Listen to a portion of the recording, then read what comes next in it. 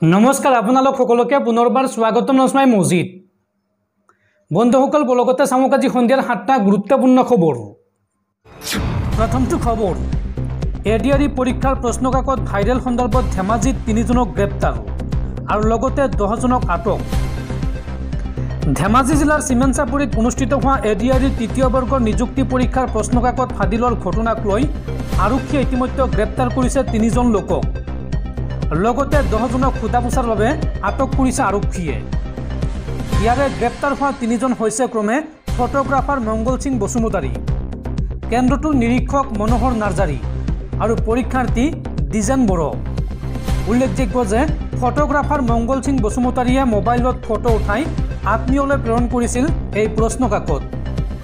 আৰু এই সমগ্ৰ ঘটনাৰ সংক্ৰান্তত মঙলবাৰে পুৱাৰে পৰা ধেমাজি আৰক্ষীয়ে ধেমাজি সদৰ আৰক্ষী থানাত খুদাপোছা অব্যাহত ৰাখিছে। পৰৱৰ্তী খবৰ, আজি বিশ্ব খনিকৰ বিশ্বকৰ্মা পূজা। দেশজুৰি নিৰ্মাণ ছিজনৰ দেৱতাক ভক্তৰ আৰাধনা। অসমৰ প্ৰান্তে প্ৰান্তেও বিশ্বকৰ্মা পূজাৰ উচ্চ উদ্দীপনা। আৰু এই বিশ্বকৰ্মা পূজাৰ দিনাই আন এক বিৰল মহাজাগতিক পৰিঘটনাৰ সাক্ষী হ'ব বিশ্ববাসী। আজি হ'ব বিৰল চন্দ্ৰগ্ৰহণ। কেতিয়া আৰম্ভ হ'ব, কেতিয়া শেষ হ'ব চাওঁ আহক। বিশ্বকৰ্মা পূজাৰ দিনাই হ'ব বছৰৰ দ্বিতীয়টো বিৰল চন্দ্ৰগ্ৰহণ। 4 ঘণ্টা 40 মিনিট সময় ধৰি চলিব এই চন্দ্ৰগ্ৰহণ। 17 ছেপ্টেম্বৰ অৰ্থাৎ আজি আৰম্ভ হৈ 18 ছেপ্টেম্বৰলৈকে চলিব এই চন্দ্ৰগ্ৰহণৰ কাল। নিশা 8:41 পৰা আৰম্ভ হ'ব এই চন্দ্ৰগ্ৰহণ। বিশ্বৰ কোন কোন প্ৰান্তৰ পৰা চন্দ্ৰগ্ৰহণ দেখিবলৈ পোৱা যাব চাওঁ আহক। ইউৰোপ, এছিয়া, আফ্ৰিকা, উত্তৰ আমেৰিকা আৰু ভাৰততো এই চন্দ্ৰগ্ৰহণ দেখিবলৈ পোৱা যাব, কিয়নো এছিয়া মহাদেশৰ এখন ৰাষ্ট্ৰ হৈছে ভাৰত।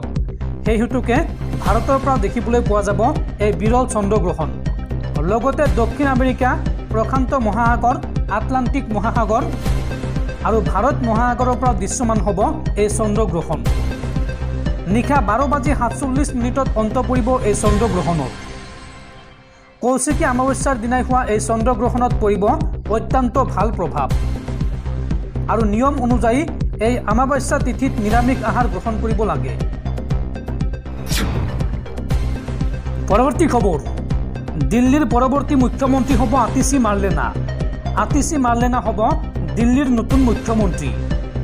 অৰবিন্দ কেজৰিৱালে পদত্যাগ কৰাৰ পিছতে নতুন মুখ্যমন্ত্ৰী হিচাপে শপত গ্ৰহণ কৰিব আতিশী মাৰ্লেনা।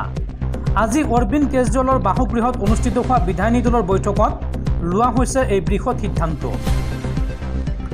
দৰ্শকসকল আৰু বহুতো গুৰুত্বপূৰ্ণ খবৰ আছে। তাৰ আগতে আপোনাক জনাওঁ যে যদি আপুনি এতিয়ালৈকে এইটো ভিডিঅ'ত লাইক কৰা নাই তেন্তে এতিয়াই ভিডিঅ'টোত লাইক কৰি দিয়ক। আৰু এনেকুৱা ধৰণৰ ভিডিঅ'সমূহ নিতৌ চাবলৈ চেনেলটো ছাবস্ক্ৰাইব কৰি কাষত থকা বেল আইকনটো প্ৰেছ কৰি ৰাখক। পৰৱৰ্তী খবৰ, গুগল পে', ফোনপে', পেটিএম ব্যৱহাৰকাৰীলৈ ডাঙৰ খবৰ। সাল সলনি ঘটিল ইউপিআইৰ ধনৰ লেনদেন প্ৰক্ৰিয়াত। এই সন্দৰ্ভত বৃহৎ সিদ্ধান্ত গ্ৰহণ কৰিছে ৰিজাৰ্ভ বেংক অৱ ইণ্ডিয়াই। ইউপিআই যোগে ধনৰ বিনিময় কৰা লোকৰ বাবে গুৰুত্বপূৰ্ণ খবৰ। সাল সলনি ঘটিল ইউপিআইৰ ধনৰ লেনদেন প্ৰক্ৰিয়াত। নেশ্যনেল পেমেণ্ট কৰ্পোৰেশ্যন অৱ ইণ্ডিয়াই এই সন্দৰ্ভত জাৰি কৰিলে নতুন নিয়ম। প্ৰতিদিনে 5 লাখ টকা পৰ্যন্ত ইউপিআইৰ যোগেদি কৰিব পাৰিব লেনদেন। পূৰ্বে ইউপিআইৰ জৰিয়তে ধনৰ লেনদেনৰ সৰ্বোচ্চ সীমা আছিল মাত্ৰ 1 লাখ টকা আৰু এতিয়া এই সীমা 5 লাখ টকালৈ বৃদ্ধি কৰা হৈছে। অৰ্থাৎ আপুনি প্ৰতিদিনে ইউপিআইৰ যোগেদি 5 লাখ টকা পৰ্যন্ত লেনদেন কৰিব পাৰিব। 8 আগষ্টত অনুষ্ঠিত হোৱা মুদ্ৰানীতি পৰ্যালোচনা বৈঠকত এই গুৰুত্বপূৰ্ণ সিদ্ধান্ত লোৱা হৈছে। RBIৰ গভৰ্ণৰ শক্তিকান্ত দাসে গ্ৰহণ কৰে এই বৃহৎ সিদ্ধান্ত। আৰু 16 ছেপ্টেম্বৰৰ পৰা কাৰ্যকৰী হোৱাকৈ ইউপিআইৰ জৰিয়তে লেনদেনৰ সীমা বৃদ্ধি কৰা হৈছে। 5 লাখ টকা লেনদেনৰ ক্ষেত্ৰত প্ৰযোজ্য হ'ব কেইটামান নিৰ্দিষ্ট শিতানত। চিকিৎসালয়, শিক্ষাখণ্ড, IPO আৰু ৰিজাৰ্ভ বেংকৰ সৈতে সম্পৃক্ত ৰিটেইল ডাইৰেক্ট স্কিমত প্ৰযোজ্য হ'ব এই নতুন নিয়ম। আৰু লগতে কেপিটেল মাৰ্কেট, কালেকশ্যন, ইঞ্চুৰেঞ্চ আৰু বৈদেশিক লেনদেনৰ ক্ষেত্ৰত ইউপিআইৰ সৰ্বোচ্চ লিমিট হ'ব 2 লাখ টকা বা 2 লাখ টকা ধাৰ্য কৰা হৈছে। পৰৱৰ্তী খবৰ, নিলাম কৰা হ'ব প্ৰধানমন্ত্ৰী মোদীৰ বহু সামগ্ৰী। আপুনি যদি প্ৰধানমন্ত্ৰী মোদীৰ সামগ্ৰী ক্ৰয় কৰিব বিচাৰে তেন্তে আপুনি অংশগ্ৰহণ কৰিব পাৰে এই নিলাম প্ৰক্ৰিয়াত। কি সামগ্ৰী আছে নিলামৰ তালিকাত চাওঁ আহক। নিলাম কৰা হ'ব প্ৰধানমন্ত্ৰী মোদীৰ বহু সামগ্ৰী। প্ৰায় 600 বিধ সামগ্ৰী সাজু কৰা হৈছে নিলামৰ বাবে। কি সামগ্ৰী আছে এই নিলামৰ তালিকাত চাওঁ আহক।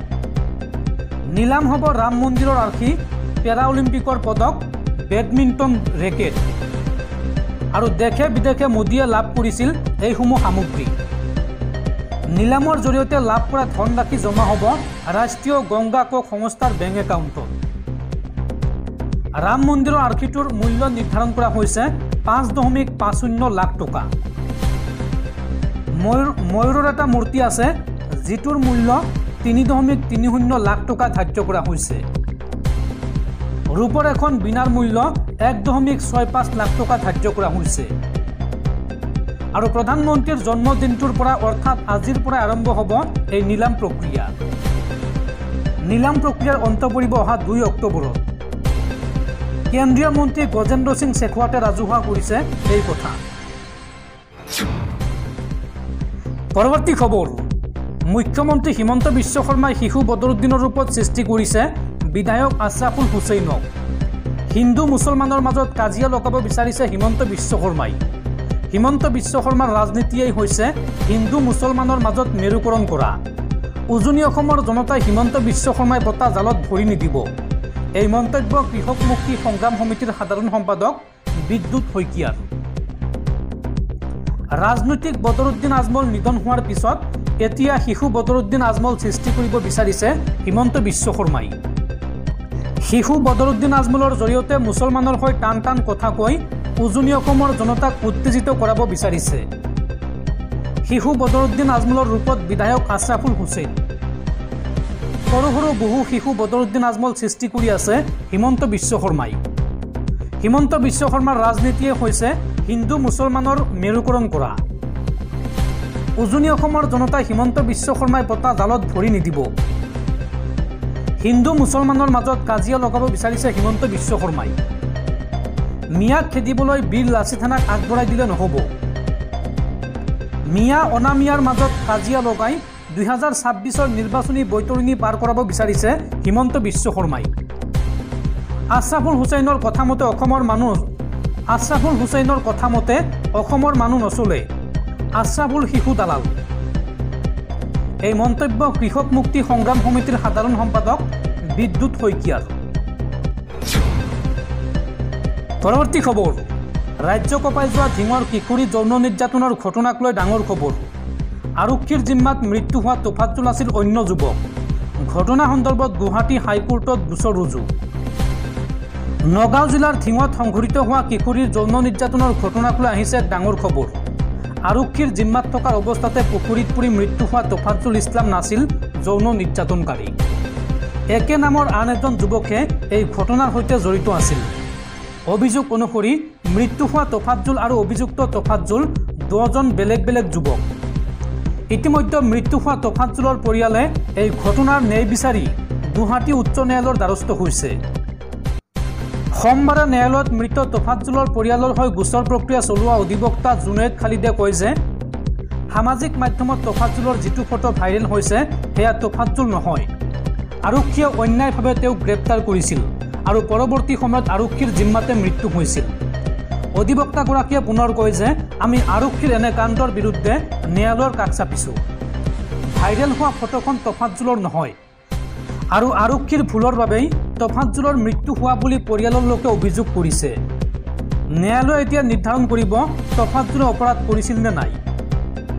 আৰু এই বিষয়ত আজি অসম চৰকাৰ আৰু ধিং আৰক্ষীৰ বিৰুদ্ধে প্ৰক্ৰিয়াগত ত্ৰুটিৰ সন্দৰ্ভত এক ৰিট আবেদন দাখিল কৰাৰ কথা উল্লেখ কৰি অধিবক্তাগৰাকীয়ে কয় যে গোচৰটোৰ সন্দৰ্ভত ন্যায়ালয়ে চৰকাৰলৈ জাননী জাৰি কৰিছে।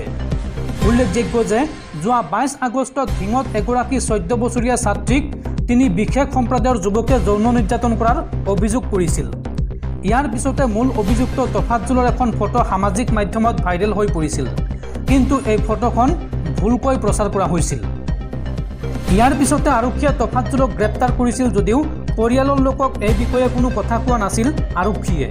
পৰৱৰ্তী সময়ত আৰক্ষীয়ে ক্ৰাইম চিন ৰিয়েক্ৰেশ্যনৰ বাবে লৈ যোৱাৰ সময়তে এটা পুখুৰীত পৰি তফাজ্জলৰ মৃত্যু হৈছিল বুলি আৰক্ষীয়ে অৱগত কৰিছিল। আৰু এই ঘটনাৰ প্ৰায় এটা মাহ খবৰ হ'ল যদিও আজিও মৃত তফাজ্জলৰ পৰিয়ালে তফাজ্জলৰ এৰেষ্ট ৱাৰেণ্ট মৰণোত্তৰ পৰীক্ষাৰ প্ৰতিবেদন একোৱে লাভ নকৰিলে। এই সন্দৰ্ভত পৰিয়ালৰ লোকে বাৰে বাৰে আবেদন কৰিছিল যদিও আৰক্ষীয়ে কোনো গুৰুত্বই নিদিলে। এই সন্দৰ্ভত অধিবক্তা জুনেদ খালিদে পুনৰ কয় যে আমি ন্যায়ালয়ক এই বিষয়ে অৱগত কৰিছোঁ আৰু ন্যায়ালয়ে চৰকাৰী পক্ষক শীঘ্ৰে এইসমূহ তথ্য ন্যায়ালয়ত দাখিল কৰিবলৈ নিৰ্দেশ প্ৰদান কৰিছে। তেওঁ পুনৰ কয় যে উচ্চতম ন্যায়ালয়ত আৰক্ষীৰ জিম্মাত অভিযুক্তৰ মৃত্যুৰ বহুকেইটা গোচৰ চলি আছে আৰু এই সন্দৰ্ভত কঠোৰ নিৰ্দেশনাও আছে। ৰাষ্ট্ৰীয় মানৱ অধিকাৰ আয়োগতো আৰক্ষীৰ জিম্মাত মৃত্যুৰ সন্দৰ্ভত নিৰ্দেশনা আছে। ন্যায়ালয়ে এই গোচৰত অহা 4 নৱেম্বৰৰ ভিতৰত ৰাজ্য চৰকাৰক শপতনামা দাখিল কৰিবলৈ নিৰ্দেশ দিছে।